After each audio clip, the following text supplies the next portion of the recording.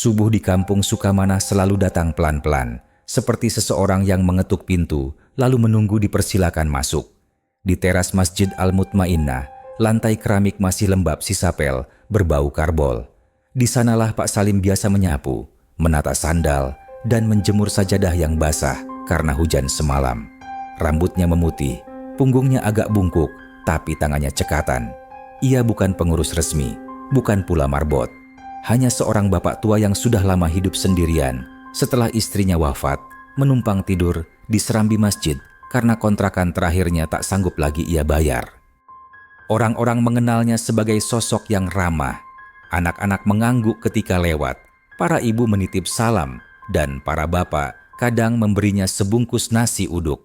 Tak banyak yang tahu bahwa setiap kali ada uang receh tersisa dari upah membersihkan halaman, Pak Salim diam-diam memasukkannya ke kotak amal, sebuah kebiasaan kecil yang ia sebut membayar kembali udara dan ketenangan. Pagi itu, selepas duha, kabar menyentak mulai menyebar. Kotak amal masjid kosong. Bukan sekadar berkurang, melainkan kosong melompong. Di grup WhatsApp warga, pesan berantai berkelebat lebih cepat daripada angin. Hati-hati, ada pencuri berkeliaran. Ini penghinaan untuk masjid. Siapa yang biasa begadang di serambi? Siangnya, pengurus mengumumkan pertemuan darurat. Di ruang utama, tikar digelar, kipas angin menderu. Wajah-wajah tegang berkumpul.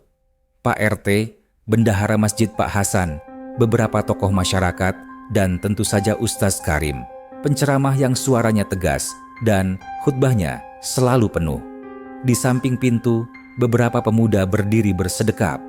Pak Salim duduk paling belakang, menundukkan wajah, berharap rapat cepat selesai dan ia bisa kembali mengelap kaca jendela. Suasana yang awalnya sunyi pecah saat Ustaz Karim berdiri. Saudara-saudara, katanya lantang, amanah yang kita titipkan di rumah Allah telah hilang. Ini musibah, tapi juga ujian. Kita harus segera bertindak agar kemungkaran tidak berulang. Kata-katanya mengangguk-anggukkan kepala hadirin. Tak ada yang berani menyela. Di kampung, suara ustaz hampir selalu setara palu sidang. Siapa yang bertanggung jawab menjaga masjid ini? Tanya seseorang. Pengurus sudah menjalankan tugas, jawab Pak Hasan. Wajahnya murung. Semalam kotak amal masih dikunci. Pagi ini saat saya cek, gemboknya tergeletak tapi tak rusak. Isinya hilang. Dua pemuda berbisik. Siapa yang biasa di sini malam-malam? Yang sering tidur di serambi? Itu, Pak. Kalimat itu menggantung di udara, seperti paku yang menunggu diketuk. Tatapan orang-orang bergeser, mencari-cari pusat gravitasinya, sebelum akhirnya berhenti pada sosok rapuh di belakang. Pak Salim. Ustaz Karim menautkan jari-jari, menatap Pak Salim.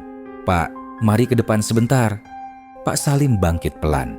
Kakinya gemetar, bukan karena takut, melainkan karena sendi-sendi tua yang sering protes. Ia berdiri di depan jamaah, menunduk sopan. Bapak sering malam-malam di serambi? Tanya Ustaz. Iya Ustaz, saya tidur di situ, tapi saya tidak. Pintu masjid terkunci semalam, sela Ustaz. Setahu saya, iya, saya hanya di teras. Saya tidak. Bapak lihat kotak amal semalam? Saya lihat, di sudut biasa. Saya tidak menyentuh apa-apa. Bisik-bisik semakin ramai. Siapa lagi kalau bukan dia? Orang lapar bisa nekat. Kasian, tapi uang masjid itu loh. Di tengah kegaduhan itu, seorang oknum berseragam melangkah masuk. Seragam dinasnya rapi, sepatu mengkilap. Warga otomatis memberi jalan. Seragam selalu punya cara membuka ruang, bahkan tanpa kata-kata. Oknum itu melirik keadaan, menangkap arah bisik-bisik, lalu bertanya singkat, "Apa yang terjadi?" Pak RT menjelaskan. Oknum berseragam mengangguk-angguk, lalu berdiri di samping Ustaz Karim. "Saya sudah sering dengar keluhan dari warga soal keamanan," katanya dengan suara datar namun menusuk. "Kalau di sini ada orang yang biasa begadang, apalagi tinggal di serambi, ya bisa dicurigai. Pelaku biasanya orang yang paling dekat dengan lokasi."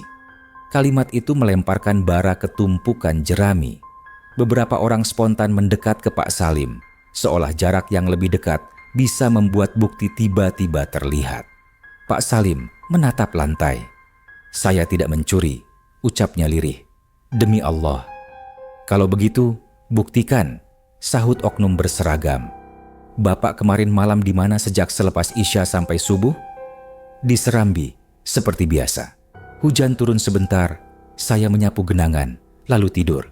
Saya bangun untuk tahajud, tapi pintu tetap terkunci." "Sendirian?" tanya Ustaz. "Sendirian." "Tidak ada saksi," gumam seseorang. Kalimat itu terasa seperti palu kecil yang memalu-malu. Maijah, pemilik warung di seberang, maju. "Pak Salim orang baik, dia sering bantu angkat galon. Masa iya?" Oknum berseragam mengangkat telapak tangan, isyarat untuk diam. Kebaikan adalah satu hal, bukti adalah hal lain. Kita tidak bisa membiarkan ini berlalu begitu saja. "Apakah perlu dibawa ke kantor desa?" tanya seorang pemuda. "Belum," jawab oknum itu. "Tapi kita perlu memberi pelajaran, agar orang tahu mencuri di masjid bukan main-main." Ucapan itu, meski tak mengandung perintah eksplisit, cukup untuk membuat beberapa orang bergerak. Ada yang menggiring Pak Salim ke halaman, ada yang menodongkan kamera ponsel. Zaman memang suka mengabadikan momen tanpa bertanya apakah momen itu pantas diabadikan. Pak Salim berdiri di bawah matahari yang menanjak, silau membuatnya menyipit. Wajahnya merah bukan karena marah, melainkan karena malu. "Pak, maafkan kami," bisik seorang remaja bernama Fikri yang diam-diam sering diajari Pak Salim memperbaiki sepeda. "Saya percaya sama Bapak." Pak Salim tersenyum tipis. "Terima kasih, Nak." Di teras, Ustaz Karim menatap kejadian itu dengan alis berkerut. Di kepalanya berkecamuk banyak hal. Wibawa masjid, kepercayaan jamaah, dana renovasi menara yang sedang digalang. Ia mengira ketegasan akan menyelamatkan semuanya. Di sela kekhawatiran yang rumit, fitnah menemukan tanah suburnya. Sore menjelang, rapat bubar tanpa kesimpulan. Oknum berseragam pamit dengan pesan, "Kita pantau. Kalau ada bukti, kita tindak." Ustaz Karim menutup pertemuan dengan doa yang terdengar kering. Pak Salim duduk di tangga masjid hingga maghrib, lalu terlelap tanpa benar-benar tidur. Keesokan paginya, kabar sudah menyebar ke dua kampung tetangga. Judul-judul liar berkeliaran. Pencuri kotak amal tertangkap basah. Pelakunya warga yang tidur di masjid. Sudah tua, tapi tak ada yang benar-benar tahu. Tapi semua merasa berhak bercerita. Beberapa orang mulai memperlakukan Pak Salim seperti angin yang membawa bau tak sedap. Dihindari, tapi dibicarakan. Di sisi lain kampung, di rumah sempitnya, Pak Hasan bendahara masjid memandangi meja yang penuh buku tulis dan kantong plastik bekas. Matanya sayu. Rasa bersalah menepuk-nepuk pundaknya dengan ritme menyiksa. Ada sesuatu yang tak ia katakan di rapat kemarin. Semalam, setelah pengajian, ia sempat memindahkan isi kotak amal ke dalam tas kain untuk dihitung di ruang administrasi. Saat hendak menutup pintu, hujan turun deras.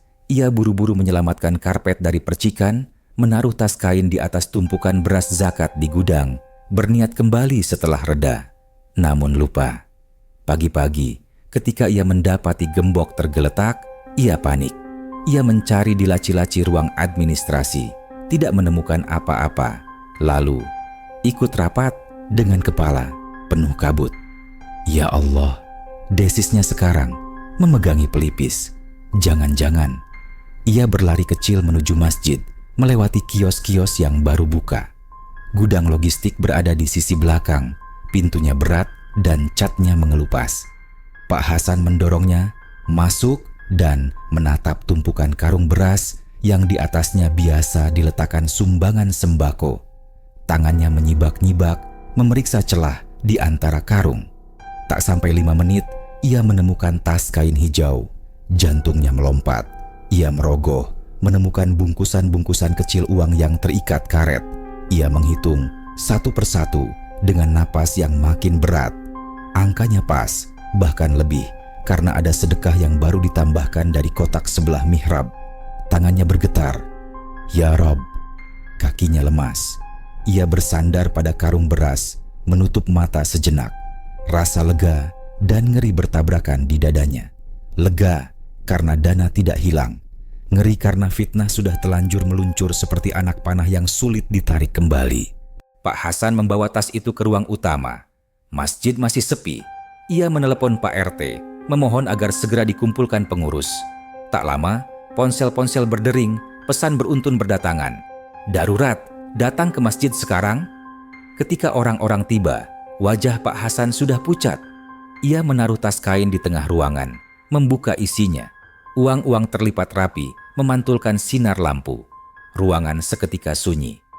Itu, Ustaz Karim terhenti di ambang pintu. Matanya menyipit. Saya semalam menaruhnya di gudang. Suara Pak Hasan nyaris putus. Hujan, saya panik.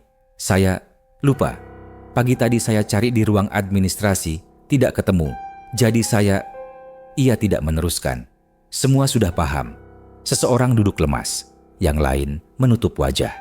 Fikri melirik ke pintu, seakan berharap Pak Salim tidak tiba-tiba muncul dan melihat pemandangan ini, meski mungkin justru itu yang seharusnya terjadi. Ustaz Karim menarik napas panjang. Kita kumpulkan warga, ucapnya akhirnya. Suaranya tidak lagi setegas kemarin. Ada sayatan kecil yang merobek-robek gengsi. Pengumuman mendadak membuat halaman masjid kembali penuh. Orang-orang datang dengan kepala penuh tanya. Di barisan depan, oknum berseragam juga hadir, berdiri tegak dengan tangan bersedekap. Pak Salim duduk di sisi teras, menunduk, mencoba tak menarik perhatian. Ustaz Karim berdiri di mimbar kecil, wajahnya tegang. Saudara-saudara, ia memulai.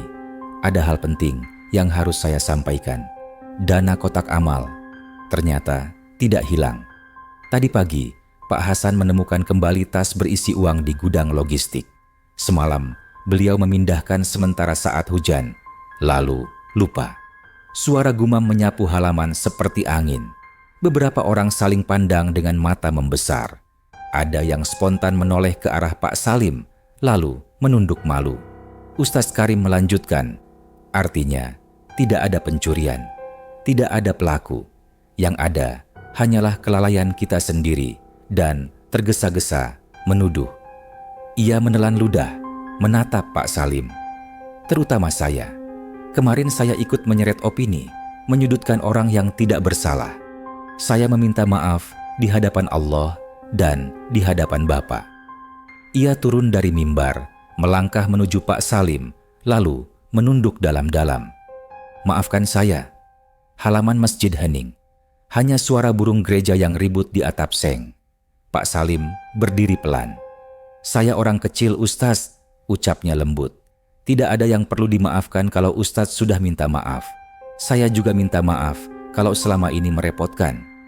Bukan Anda yang harus minta maaf. Setelah Pak Hasan cepat, matanya berkaca-kaca. Ia menaruh tas kain terbuka di meja, agar semua orang melihat, agar kebenaran punya wujud yang tak bisa disangkal. Ini kesalahan saya. Saya siap bertanggung jawab. Semua mata kemudian bergeser pada oknum berseragam. Ia bertahan beberapa detik, lalu berdeham. Baiklah, kalau begitu persoalan selesai, katanya datar. Tapi ke depan, keamanan harus diperketat. Jangan lagi biarkan orang-orang asing. Pak Salim bukan orang asing, potong Maijah dari barisan belakang. Suaranya tajam untuk ukuran tubuhnya yang mungil.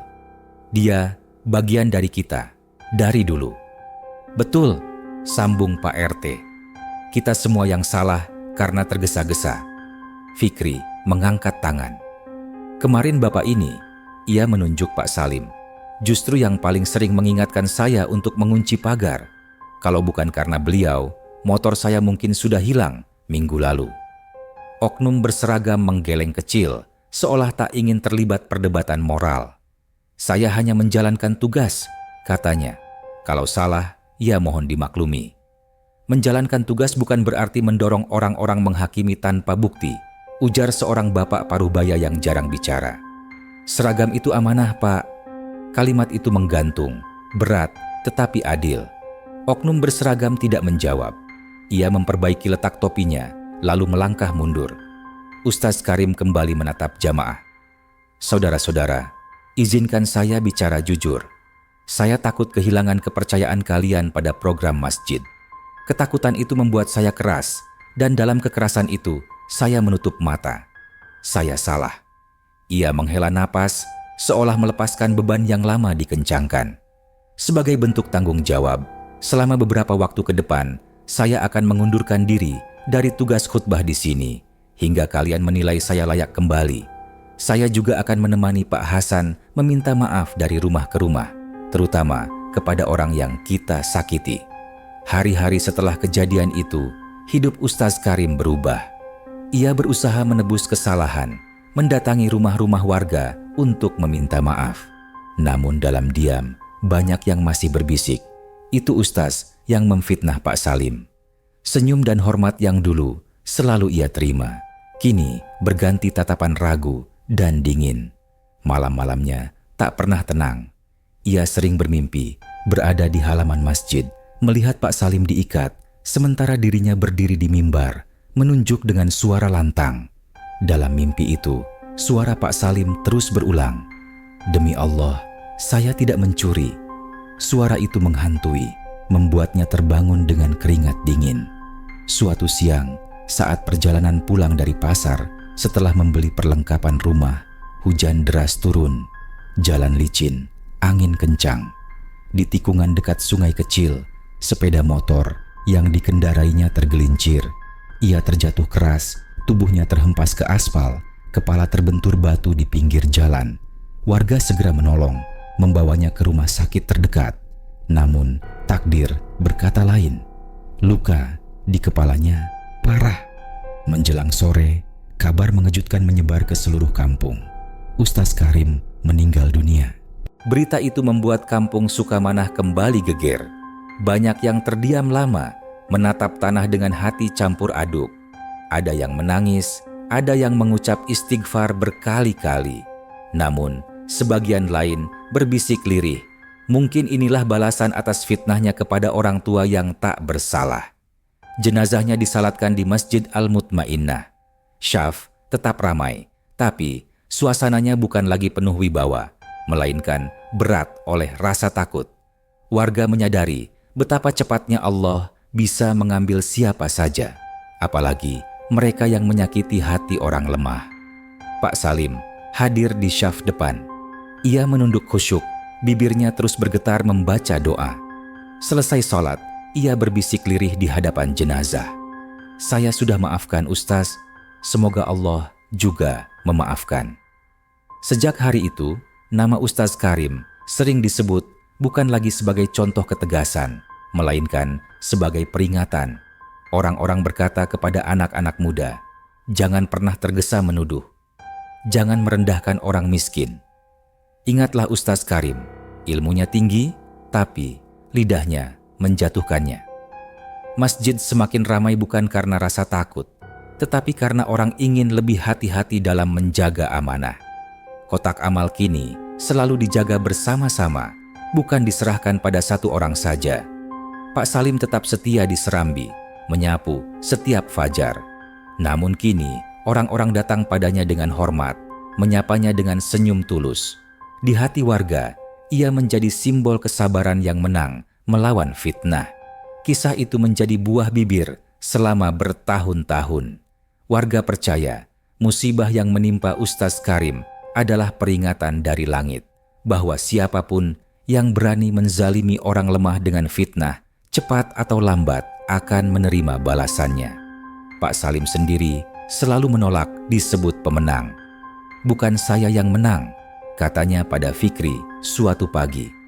"Yang menang adalah kebenaran." Kita semua hanya belajar agar jangan sampai salah langkah kedua kali. Dan sejak itu, setiap kali ada kabar buruk beredar, warga Sukamanah selalu mengingat, fitnah bisa membunuh kehormatan dan kadang juga nyawa. Terima kasih sudah setia menyimak kisah misteri di Tirai Cerita. Jangan lupa, di balik gelapnya malam, selalu ada cerita yang menunggu untuk diceritakan kembali. Sampai jumpa di cerita selanjutnya. Dan tentu saja, jangan lupa subscribe dan nyalakan loncengnya agar kamu tak ketinggalan saat tirai kembali terbuka.